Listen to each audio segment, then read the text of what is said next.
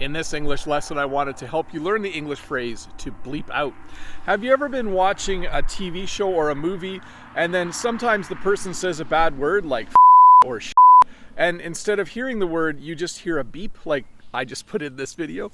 That's what we call bleeping out. When you say bad words on TV especially, sometimes they will bleep out the bad word because they don't want people to hear the bad word. So there's a whole list of bad words that you're not allowed to say on TV, and if someone does say it, they will definitely bleep out the bad word.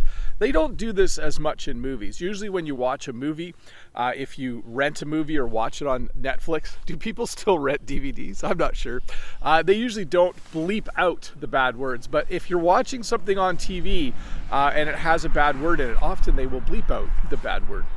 The other phrase I wanted to teach you today is to be out of something. This is kind of a funny phrase because if you said to me, Bob, can I have a glass of milk? I might say, sorry, I'm out. If I say I'm out of milk, if I say I'm out of something, it means I don't have any more of it. So the other day, one of my kids was like, we're out of milk. And I said, how can we be out already? That doesn't make sense. I just bought milk the other day. But I guess my kids drink it really quickly. And after a few days, we were out of milk. So to review, when you bleep something out, it means that or when something is bleeped out, it means you're watching something and instead of hearing bad words, you just hear a beeping sound or a bleep. Beep and bleep are kind of the same thing. And to be out of something means that you don't have any more of it. And again, you can say things like we're out, or you can say we're out of milk. You can actually mention the thing that you don't have anymore.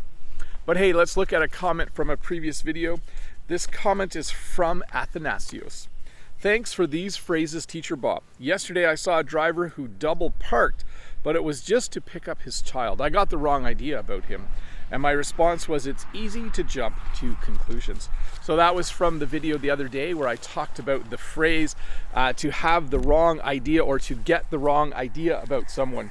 And Athanasios used a phrase in there as well, double parked. When you're double parked, it means there's a car on the side of the road and someone parks beside that car and then that first car can't get out. It's considered rude and it's actually illegal in Canada to double park.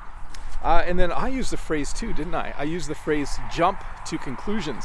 When you jump to conclusions, it means that you think something is true with only a tiny bit of evidence or not very much evidence at all. It's not good to jump to conclusions. It's actually a bad idea. So hey, I'm just randomly wandering out here in the field. I know people like to see signs of spring.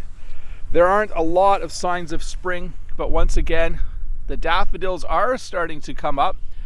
You just can't see a lot of them yet, and they have not grown very much in the last little while. They're growing very, very slowly because it's been cold again. The other thing you can see in the spring, I'm not sure if you can see it, but way down there's a little orange sign, and it says that there's construction ahead. Often they will work on roads in the spring here. They don't often fix roads in the winter. It's just a bad idea. And then way in the distance, you can actually see a tractor and wagons. Things are getting a little busier here on the farming front. So in terms of farming, it's been winter for a while, and now slowly but surely the farmers are starting to do more work, as you can see right there. Anyways, see you in a couple days with another short lesson. Bye.